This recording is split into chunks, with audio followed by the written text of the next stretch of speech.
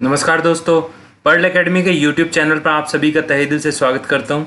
Delhi police constable का full notification आ चुका है, तो आज हम इसी के बारे में बात करेंगे। ये एसएससी की ऑफिशियल वेबसाइट को हम खोल लेते हैं और उसके बाद देखिए सबसे पहले जो दिखाई दे रहा है, notice of examination for constable executive male and female in Delhi police. और ये फुल नोटिफिकेशन आपके सामने आ गया है। देखो ये 50 पेज का नोटिफिकेशन है, तो इसको सारे को तो हम देखेंगे नहीं, जो मेन चीज़ें वो देखते हैं। तो सबसे पहले हम डेट की बात करेंगे। 1 अगस्त 2020 से इसका ऑनलाइन फॉर्म स्टार्ट हो गया है, जो कि 7 सितंबर 2020 तक आप भर सकते हैं।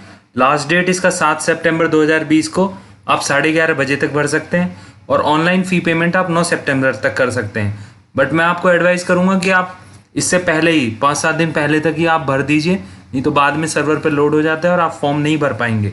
और इस बात के लिए दिल्ली पुलिस या एसएससी अपने ऊपर ब्लेम नहीं लेगी कि उनकी साइट बिजी थी या सर्वर पे लोड था, तो इसलिए पहले ही इसको अप्लाई कर दीजिए। और आपके एग्ज़ाम की डेट हो गई 27 नवंबर 2020 से 14 दिसंबर 2020 तक। एसएससी ने ये जो एग्जामिनेशन एडवर्टाइज किया है, ये दिल्ली पुलिस ने जो इंटीमेशन दी थी वैकेंसीज की, उसके बेसिस पे किया है। और एप्लीकेशन सिर्फ ऑनलाइन मोड में एक्सेप्ट होंगी। ऐसे नहीं कि आप लेटर दे दें वहाँ जाके, या वहाँ पे कोई फॉर्म भरना होगा आपको एसएससी ऑफिस में। सिर्फ आप ऑनलाइन फॉर्म भर सकते हैं।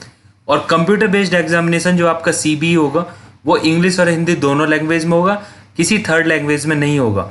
और फिजिकल एंड्योरेंस और मेजरमेंट टेस्ट जो पीई एंड एमटी बोलते हैं, वो schedule and conducted by Delhi police in Delhi. सिर्फ दिल्ली में होंगे दोनों, और दिल्ली पुलिस इसको कंडक्ट करेगी। पीई एंड एमटी जो है वो क्वालिफाइंग नेचर के होंगे, उनके कोई मार्क्स नहीं होंगे। और जो आपका सीबीई होगा, कंप्यूटर बेस्ड एग्जामिनेशन, इसमें आपके मार्क्स मिलेंगे।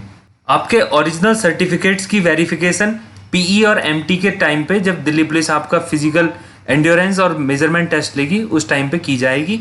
और final result will be declared by commission. SSC final result declare करेगा on the performance of candidate in the computer based examination. पहले तो आपको सीबीई में पास होना पड़ेगा, और उसके बाद जो क्वालिफाइंग नेचर का है पीई एंड एमटी, उसमें आपको क्वालिफाई होने होगा। आपका पे लेवल 3 होगा और बेसिक आपकी 21,700 से स्टार्ट होगी। आप इसमें डीए, टीपीटी और राशन मनी आप ऐड कर देंगे तो अप्रॉक्सीमेटली आपकी 35-36 हज़ार रुपये इन हैंड सैलरी बन जाएगी। और ट्रेनिंग के स्टार्टिंग के 3 मंथ में आपको सैलरी नहीं मिलती है, और वो सारी सैलरी एक साथ 3 मंथ के बाद आपको मिल जाती है। यहाँ पे वैकेंसी का बाइफर्केशन दिया हुआ है, आप एक साथ देख सकते हैं, पहले भी मैं बता चुका हूँ। पर आप टोटल वैकेंसी 5846 वैकेंसी हो। नेशनलिटी और citizenship, candidate must be the citizen of India. Candidate India का सिटीजन होना चाहिए, नागरिक होना चाहिए। इसमें दिल्ली वालों के लिए कोई स्पेशल अधिकार नहीं मिले हुए हैं, क्योंकि ये सेंट्रल की जॉब है। दिल्ली पुलिस सेंट्रल के अंदर आती है, ना कि स्टेट के अंदर। इसकी वजह से पूरे ऑल इंडिया में कोई भी इसका फॉर्म डाल सकता है। बट एग्जाम ऑल इंडिया होंगे सीबीई, बट पीई और एमटी वो दिल्ली पुलिस आपको दिल्ली में ही कराएगी। एज लिमिट की बात करते हैं तो 18 से 25 साल होनी चाहिए जर्नल के लिए। और ये जो क्रूशियल डेट होती है वो 1/7/2020 से देखी जाती है। जो वैकेंसी जुलाई से दिसंबर तक आती है, उसके लिए क्रूशियल डेट 1 जुलाई 2020 या वो जो भी ईयर हो गए उसको कंसीडर करते हैं। और SC/ST को 5 साल का रिलैक्सेशन है, OBC को 3 साल का। इसी तरह बाकी लोगों का भी रिलैक्सेशन दिया हुआ है। फॉर्म भरते टाइम कोई भी गलती नहीं करनी है आपको, क्योंकि एडिट करने का कोई भी ऑप्शन नहीं दिया गया है। आपका फॉर्म कैंसिल कर दिया जाएगा, और ये अभी नहीं होगा, ये कैंसिल होगा जब आप सीबीई पास कर लेंगे, आप अपना एग्जाम पास कर लेंगे, और उसके बाद जब वेरिफिकेशन होगी और उसमें अगर कोई भी रॉन्ग एंट्री मिली तो आपका एप्लीकेशन वो रिजेक्ट कर देंगे। अभी देखो, date of birth filled by the candidate in the online application form and the same recorded in the matriculation secondary examination certificate will be accepted by the commission for determining the age. अब SSC age कैसे determine करेगी? वो आपके 10th के documents में जो भी date of birth आपकी मेंशन होगी, उसी के हिसाब से एसएससी आपकी डेट को मेजर करेगी। Process of certification and format of certificates. देखो ये क्या बोलता है कि आपको जो भी रिक्विजिट सर्टिफिकेट है वो प्रेस्क्राइब्ड फॉर्मेट में आपको प्रोड्यूस करने होंगे जिस टाइम आपकी वेरिफिकेशन होगी। अगर आप सपोज दैट आप SC/ST, OBC या EWS का क्लेम कर रहे हैं, और जिस टाइम आपकी वेरिफिकेशन हुई उस टाइम उसके आपके पास वो डॉक्यूमेंट्स नहीं है, तो आपको जनरल में डाल देंगे। और जनरल के हिसाब से अगर आपकी एज या और कोई फैक्टर एलिजिबल नहीं है, तो आपका एप्लीकेशन ही रिजेक्ट हो जाएगा। तो इसके लिए बहुत प्रॉपरली आप अपने डॉक्यूमेंट्स बनवा लीजिए। और candidate claiming benefit under OBC category shall be in accordance with caste notified in the central list. मतलब आप ओबीसी हैं तो आपको सेंट्रल लिस्ट में होना चाहिए। आप एनसीटी दिल्ली के हैं नहीं है उससे कोई मतलब नहीं है, बस आपको सेंट्रल लिस्ट में ओबीसी में होना चाहिए। और ओबीसी सर्टिफिकेट भी आपका नेशनल वाला होना चाहिए, आपका किसी स्टेट वाला नहीं होना चाहिए। और जो बच्चे एससी एसटी या ईडब्ल्यूएस से अपना फॉर्म भर रहे हैं तो उनको एंटाइटल होना चाहिए उस टाइम पे जो क्रूशियल डेट दी हुई है। एजुकेशन क्वालिफिकेशन में आपने 12th की हुई होनी चाहिए। और ये कुछ लोगों के लिए थोड़ा रिलैक्सेशन है, जैसे कि आप किसी सर्विंग, रिटायर्ड या डिसीज दिल्ली पुलिस पर्सनल या multitasking staff of Delhi police के अगर बच्चे हैं, या फिर आप bandsman, bugler, mounted constable, drivers, dispatch riders, Delhi police only, मतलब इनमें से अगर आप हैं तो आपको 11th पास भी आपका चल जाएगा। मेल कैंडिडेट के लिए ड्राइविंग लाइसेंस होना बहुत ज़रूरी है और ये एलएमवी होना चाहिए, लाइट मोटर व्हीकल, जिसमें मोटरसाइकिल और कार आती है, on the date of PE and MT, physical endurance and measurement test. अभी आपके पास टाइम है तो आप बनवा सकते हैं, क्योंकि फॉर्म में इसकी कोई मेंशन नहीं करना है आपको। और learner licence is not acceptable, learning वाला लाइसेंस आपका एक्सेप्ट नहीं किया जाएगा। तो अगर जिनके पास है वेल एंड गुड, और जिनके पास नहीं है वो अप्लाई कर दीजिए और जल्दी से जल्दी अपना बनवा लीजिए।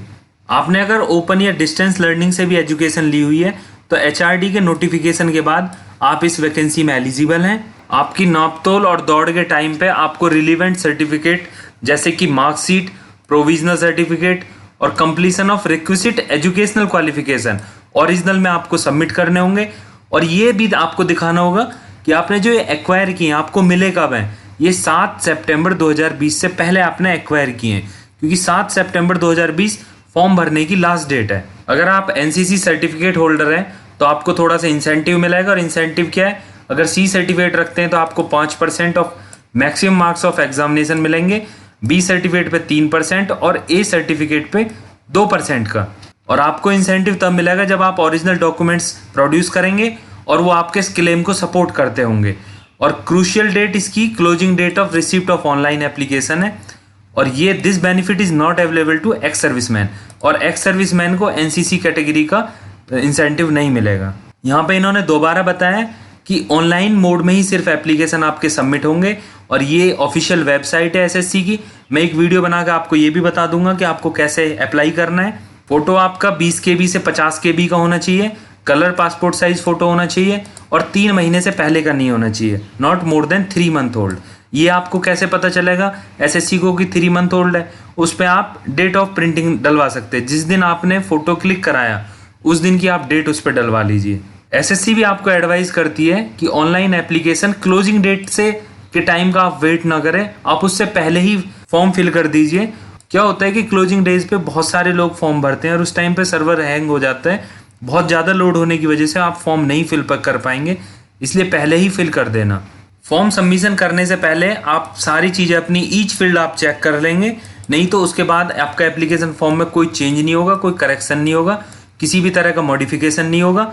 चाहे आप कितनी ही रिक्वेस्ट भेज लेना, या तो पोस्ट से, फैक्स से, ईमेल से, बाई हैंड, कुछ भी कर लेना आपकी जो डिटेल आपने एक बार दी वो कभी भी चेंज नहीं होंगी। एप्लीकेशन फ़ी की बात करते हैं तो 100 रुपये है नॉर्मल। और आपके जो शेड्यूल कास्ट, शेड्यूल ट्राइब और एक्स सर्विसमैन और जो वुमेन कैंडिडेट है इनके लिए फ़ी एग्जेम्प्ट है। और आप बहुत सारे मोड से फ़ी पेमेंट कर सकते हैं, जैसे कि Bhim UPI, net banking, visa card, master card, maestro, RuPay card, debit card और एसबीआई ब्रांच पे आप एसबीआई चालान से जनरेट करके भी आप फ़ी पेमेंट कर सकते हैं। 9 सितंबर लास्ट डेट है आपकी फ़ी पेमेंट करने की। अगर आपने बिना फ़ी पेमेंट किए हुए आपने सबमिट कर दिया है तो वो कंसीडर नहीं की जाएगी, आपकी एप्लीकेशन को रिजेक्ट कर देंगे।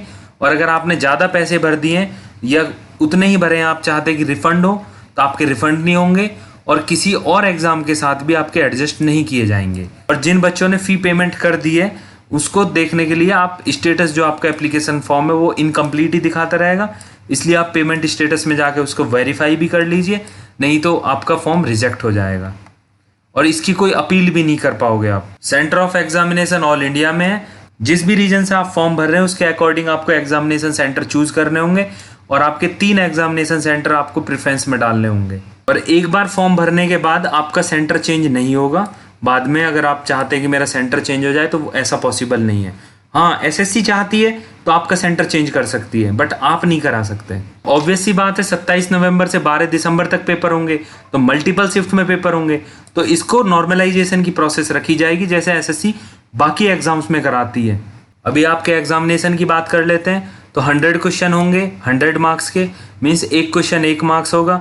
जीके और करंट अफेयर 50 क्वेश्चन आएंगे, रीजनिंग आपके 25 क्वेश्चन आएंगे, न्यूमेरिकल एबिलिटी 15 क्वेश्चन आएंगे, और कंप्यूटर आपका 10 नंबर का आएगा। टोटल आपका 1.5 घंटे में पेपर खत्म हो जाएगा। और 1/4 मार्क की नेगेटिव मार्किंग है, मतलब 0.25 मार्क्स की नेगेटिव मार्किंग होंगी। क्वेश्चन का आंसर करते टाइम ये दिमाग में रखना है कि नेगेटिव मार्किंग है, उसी हिसाब से आप आंसर टिक करेंगे।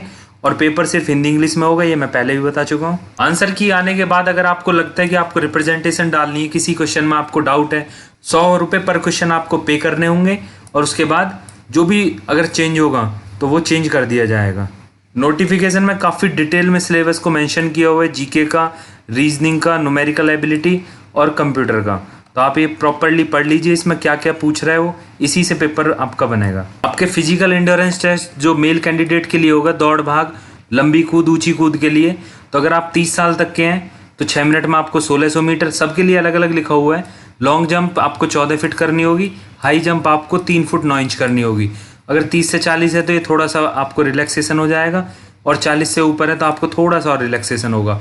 अब ये लोग वही होंगे, या तो वो डिपार्टमेंटल कैंडिडेट होंगे या एक्स सर्विसमैन होंगे, मीन्स ये किसी तरह से बेनिफिटेड होंगे, तभी इनको ये बेनिफिट मिल रहा है। पहले आपकी रेस होगी, उसके बाद लॉन्ग जंप होगी, और उसके बाद हाई जंप होगी। और लॉन्ग जंप और हाई जंप में आपको 3 चांस मिलेंगे, उनमें से किसी एक चांस में आपको क्वालिफाई करना होगा। और इसके अगेंस्ट आप कोई अपील भी नहीं डाल सकते कि आप रेस में, लॉन्ग जंप या हाई जंप में डिस्क्वालीफाई हो जाते हैं, तो आप कोई अपील नहीं कर सकते इसके रिगार्डिंग। हाइट में और चेस्ट में मेल कैंडिडेट के लिए जो सेलेक्टेड एरिया से आते हैं, जो गढ़वाली है, कुमाऊं डिस्ट्रिक्ट से हैं, गोरखा है, डोगराज है, मराठाज है, उनको कुछ रिलैक्सेशन है। जैसे 5 सेंटीमीटर उनको हाइट में रिलैक्सेशन मिला है। एसटी के लिए 5 सेंटीमीटर रिलैक्सेशन है, और 5 सेंटीमीटर उन लोगों के लिए जिनके फादर या मदर जो दिल्ली पुलिस में सर्व करते हैं या सर्व कर चुके हैं। मेल कैंडिडेट के लिए चेस्ट में 81 सेंटीमीटर होनी चाहिए और 4 सेंटीमीटर का एक्सपेंशन होना चाहिए। ऐसे ही जैसे पीछे हाइट में थोड़ा सा रिलैक्सेशन था, इसी तरह से चेस्ट में भी थोड़ा सा रिलैक्सेशन दिया जाएगा कुछ सेलेक्टेड कैंडिडेट्स के लिए। मेल कैंडिडेट के लिए फिजिकल एंड्योरेंस की बात करते हैं तो 30 साल तक आपको 8 मिनट में 1600 मीटर दौड़नी है। लॉन्ग जंप आपकी 10 फीट होनी चाहिए, और हाई जंप आपकी 3 फीट होनी चाहिए। उसमें जो 30 से 40 है उनके लिए थोड़ा सा रिलैक्सेशन है, और 40 वालों के लिए थोड़ा सा और रिलैक्सेशन है। इसमें भी सेम वही होगा कि पहले आपकी रेस होगी, फिर लॉन्ग जंप होगी, और तब हाई जंप होगी, और कोई अपील आप नहीं कर सकते डिस्क्वालिफिकेशन के रिगार्डिंग। फीमेल कैंडिडेट के लिए भी थोड़ा सा, ऐसे तो जनरल बच्चे के लिए 157 सेंटीमीटर होनी चाहिए, बट 2 सेंटीमीटर कुछ सेलेक्टेड बच्चे के लिए, और 2 सेंटीमीटर SC ST, और 5 सेंटीमीटर उन डॉटर्स के लिए जो सर्विंग है दिल्ली पुलिस में, उनके बच्चों के लिए, ये लड़कियों के लिए। आपको रिलैक्सेशन तब मिलेगा जब आप ओरिजिनल डॉक्यूमेंट्स को प्रोड्यूस करेंगे और अपने क्लेम को सपोर्ट करेंगे at the time of physical endurance and measurement test. आपको रेस, ऊंची कूद और लंबी कूद में कोई अपील का परमिशन नहीं है, बट अगर हाइट और चेस्ट में आपको लगता है कि आप डिस्क्वालीफाई हो रहे हैं तो आप अपील कर सकते हैं, सेम डे पे अपील कर सकते हैं, और वहाँ पे जो प्रिसाइडिंग ऑफिसर होता है उसको आप अपील कर सकते हैं। अगर आप इन सब स्टेज को पार कर लेते हैं, इसके बाद आपका मेडिकल होता है, और मेडिकल आपके दिल्ली के जो पहले से सेलेक्टेड गवर्नमेंट हॉस्पिटल है वहाँ पे आपका मेडिकल होगा।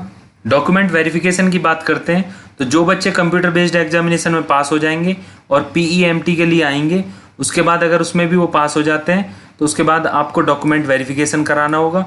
और डॉक्यूमेंट वेरिफिकेशन में आपको क्या क्या लाना है, 2 पासपोर्ट साइज फोटोग्राफ लाने, कलर फोटोग्राफ, एक original valid photo ID proof लेके आना है। और उसमें क्या होगा, वेरियस डॉक्यूमेंट्स में आपके मैट्रिकुलेशन और सेकेंडरी सर्टिफिकेट जो 10th-12th के डॉक्यूमेंट्स हैं, एसेंशियल एजुकेशन क्वालिफिकेशन सर्टिफिकेट लाएंगे। और अगर आपने किसी तरह का कोई भी रिजर्वेशन या कोई भी रिलैक्सेशन लिया है उसके लिए आपको सपोर्टिंग डॉक्यूमेंट्स लेके आने हैं। और मेल कैंडिडेट के लिए आपको ड्राइविंग लाइसेंस, मोटरसाइकिल और कार का जो LMV होता है वो लगेगा। कास्ट का, कैटेगरी का, जो रिजर्व कैटेगरी के बच्चे उनको वो प्रोड्यूस करना होगा। हिली एरिया के अगर आपको रिलैक्सेशन लिया है तो उसके लिए जो भी सर्टिफिकेट है उस टाइम पे आपको वो देना होगा। उसी तरह से एक्स सर्विसमैन के लिए और बाकी जो भी रिलैक्सेशन लेते हैं आपको सारे डॉक्यूमेंट्स प्रोड्यूस करने होंगे। और आपका जो कंप्यूटर बेस्ड एग्जामिनेशन होगा उसके बाद अप्रॉक्सीमेटली 12 गुना बच्चे सेलेक्ट किए जाएंगे। जैसे 6000 के आसपास वैकेंसी है तो 12 × 72 72,000 के आसपास बच्चे सेलेक्ट किए जाएंगे आपके पीई और एमटी देने के लिए, फिजिकल एंड्योरेंस और मेजरमेंट टेस्ट देने के लिए। और ये पीई और जो एमटी है ये क्वालिफाइंग नेचर का होगा, तो आपको अच्छे मार्क्स स्कोर करने हैं अपने कंप्यूटर बेस्ड एग्जामिनेशन में, उसके बाद इनको क्वालिफाई करना, तब आप अपनी सीट सिक्योर कर पाएंगे। उन्होंने टाई के केस में भी बता दिया कि अगर दो बच्चों के मार्क्स सेम हो जाते हैं तो क्या करना होगा, कि उन्होंने पार्ट ए में जो आपका जीएस है उसके मार्क्स देखे जाएंगे, जिसके ज़्यादा हुए उसको सेलेक्ट किया जाएगा। अगर वो भी सेम है तो आपके जो रीजनिंग में मार्क्स जिसके ज़्यादा होंगे उसको सेलेक्ट किया जाएगा। अगर वो भी सेम है तो डेट ऑफ बर्थ से देखा जाएगा, जिसकी एज ज़्यादा है उसको सेलेक्ट किया जाएगा। और अगर वो भी सेम है तो अल्फ़ाबेटिकल ऑर्डर में देखेंगे, जिसका नाम पहले आएगा उसको सेलेक्ट करेंगे। जैसे ए नाम से पहले आया तो बी वाले के कंपैरिजन में ए वाले को थोड़ी प्रेफरेंस दी जाएगी। किसी भी तरह का मिसकंडक्ट मत करना, एसएससी ने पहले से ही बता दिया है। अगर आप किसी भी तरह के फ्रॉड में फंसते हैं तो इस एग्जाम से नहीं, बाकी के एग्जाम से भी आपको डिबार कर दिया जाएगा। और ये काफ़ी सारे टाइम दिए हुए हैं कि 2 साल 5 साल, डिफरेंट मिसकंडक्ट के लिए डिफरेंट आपकी ईयर्स आपको डिबार किया जाएगा। तो ऐसा ना हो कि एग्ज़ाम में कुछ ज़्यादा हीरो बनने के चक्कर में आप डिबार ही हो जाओ और बाकी के टाइम भी आप एग्ज़ाम ना दे पाए। और कोशिश करो कि 28 तारीख तक आप ये फॉर्म भर दो, नहीं तो उसके बाद सर्वर पे लोड हो जाएगा और आपका फॉर्म सबमिट ना हो तो बहुत बड़ी प्रॉब्लम क्रिएट हो जाएगी। मैं आशा करता हूँ इस वीडियो में जो भी मैंने आपको बताया सब आपको बहुत अच्छे से समझ आया होगा। जो भी मेन चीज़ें थी वो मैंने डिस्कस कर ली हैं। इसके बाद मैं एक वीडियो और बनाऊँगा जिसमें फॉर्म को कैसे फिल आउट करना है मैं आपको फिल करके दिखाऊँगा। फिर भी अगर किसी तरह का डाउट रह जाता है तो मेरे को कमेंट सेक्शन में लिख के बताइए। और इस तरह की वीडियो अगर आप और चाहते हैं तो मेरी वीडियो को लाइक करें, शेयर करें, मेरे चैनल को सब्सक्राइब करें। जय हिंद, वंदे मातरम।